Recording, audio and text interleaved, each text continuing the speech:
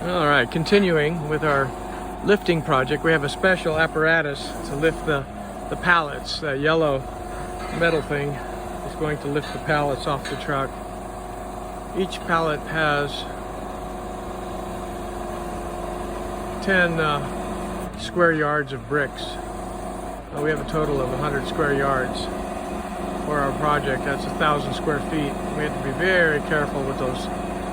Telephone lines are the bottom ones. The high voltage is the high ones. So I think we're good. Worst case, we'll knock out the telephone. So no problem there. And there's one brick already ready to load, and unloading is ready. Already one pallet is being lifted.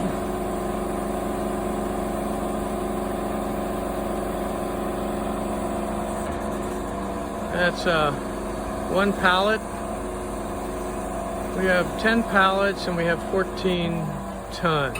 So you can divide. You can do the math on that one.